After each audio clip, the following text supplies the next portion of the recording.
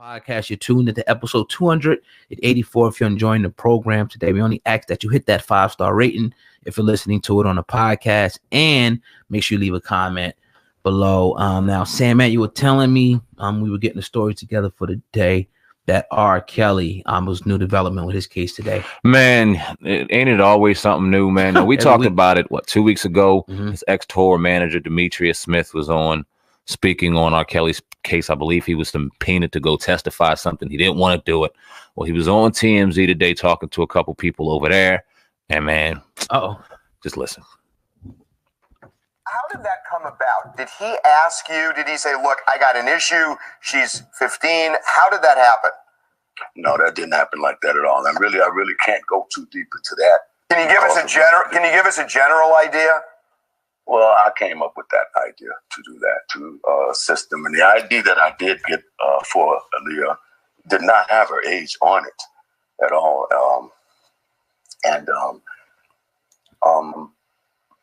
Robert really didn't have nothing to do with that other than me suggesting it with other people. So, but was he aware of her actual age at the time this all happened? I mean, I wasn't. I mean, I knew that Aaliyah was young myself, but to know or to ask if it all happened so fast, man, and to know if he knew of Aaliyah's age, he did marry Aaliyah. Okay, so that's as much as I'm gonna say with that, man. And I was pushed out. I didn't help and assist with getting a license for him to marry Aaliyah for the purpose of being okay with it. No, it wasn't.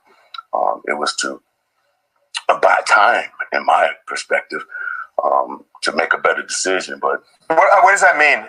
Buy time. What does that mean? Well, it was everybody was like rushing him to do things, and I just, man, this is not right. We can't do this. Well, man, I know somebody to do this. I might can do this, man, but it didn't have her age on it, so that wasn't the thing that got them there. And you're saying the ID that you got. I guess what our question is, you're saying you wanted to buy time, but by getting an ID for her, it actually accelerates it. Right.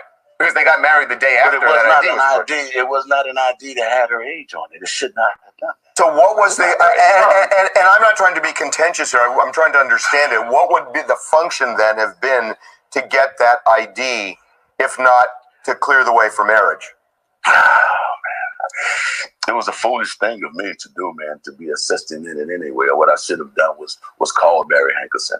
What I should have done was called Aaliyah's parents. And that would have been the right thing to do. I came up with Robert, man. It was like having a brother, you know, and man, what the stupid, happened. And all of a sudden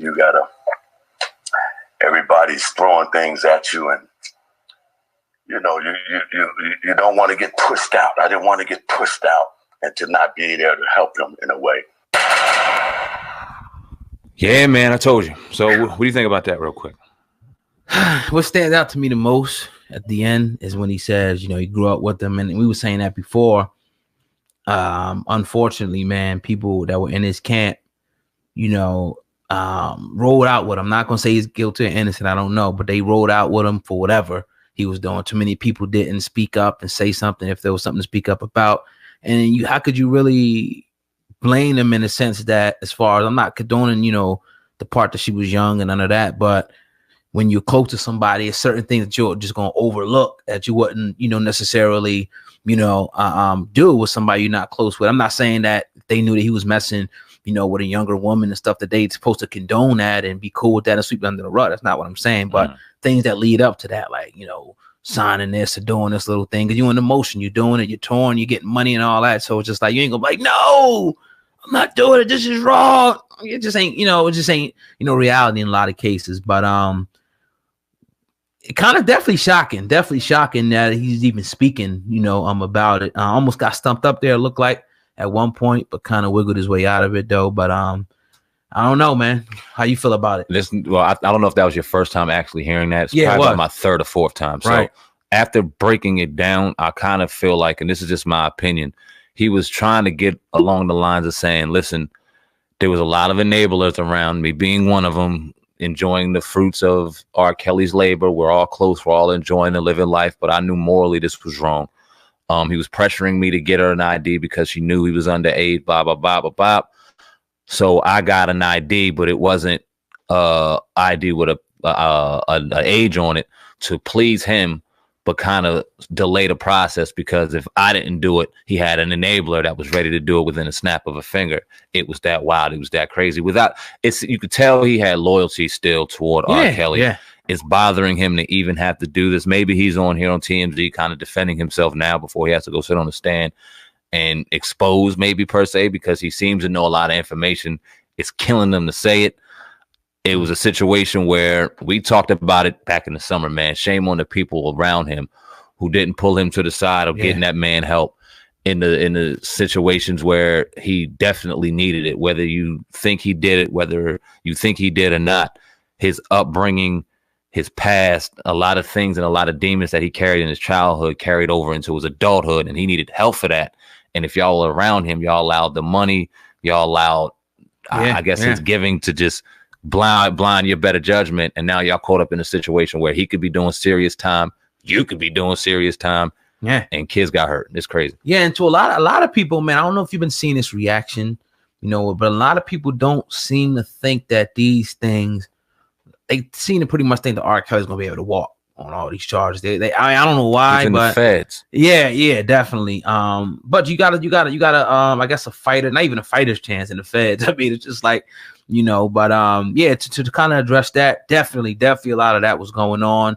Again, man, we had a source that lived in Chicago who told us that it was common knowledge, like people knew this about R. Kelly, but people just didn't say stuff and they didn't say anything, man. So like we said before, on numerous occasions, a lot of people here hold the shoulder the load and the blame for this. The people that stayed quiet, R. Kelly himself, indeed, if he did it, his enablers, and in the community of people who knew about this, who failed to say anything. Now the feds got to come in and so-called expose this to the people. So we're going to keep you updated, like I said, man, on the outcome of all this, because like we said, it seems like every other week there's a new development. I think he's going to trial next year. If I'm not mistaken, sometime in 2020. So definitely, it'll be crazy. Yeah, and I mean, I'm not saying personally I'm ready for it to come to an end, but I'm sure just this whole mess, man. It's real sad to see a legend in R. Kelly and his name just continue just to go down the drain. And I'm not saying it's not self-inflicted, but just you can see how loose and how unorganized the circle was. It's just all blowing up now at this point. It's sad. Yeah, definitely. So yeah, man. You're tuned into the Hip Hop Uncensored podcast. We're going in tonight. Yeah, episode 284.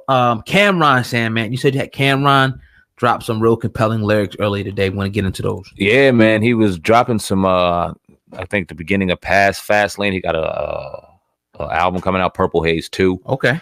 And he was dropping some bars, and he dropped some couple bars I want to read right now to the people and get your opinion on them. He said, in the club in LA, me and Tito popping, we had a good night. Walked up out of it, got approached by Suge Knight. He said I owed him money for a Tupac beat, started screwing. I said, no, I don't. Now tell me what we doing. He said, how you figure? I said, so Tito flicked his knife. He said, ready to go to death row. I'm talking kamikaze, but we resolved it calmly. Now, I thought that was funny. I think this is the second time in a week we heard a near-death experience for Suge Knight, sitting in jail right now. He was fresh off the heels of Nick Cannon diss album. I think you said that was probably top 3 and your hottest disses of the year is 2019. What, Nick Cannon? I think that was on your list for next week. What, Nick Cannon's on? That's what you said. Anyway, Suge Knight's been busy as a mug, man. With Cameron, he said some other things, man. So before I get your opinion on everything, let me read this. He said, like how I used to traffic for a living, nights we rolled out, me and Duck the God used to take him over to Hove's house, swear. Fair Dame Dash, 560 State Street. Lord Jamar was his neighbor this era of break beats. Killer. Oh, God, what's your thoughts on them bars, bro? Nah, man, I always like Camp, man. You know what I'm saying? And I like the way that he evolved, over the years. Just stayed himself. You like that tutti fruity, fresh and fruity in the booty? Nah. Oh, man. Eating. Nah, I mean, he was definitely some questionable things about him. I'm not questioning his sexuality or nothing like that. But, no, me neither. No. Yeah. But it's just, I think it's dope, man. Like you said, when rappers, periodically come out and tell some stories like that. I've never heard that story. I'm sure a lot of people never heard the story. But yeah, where everybody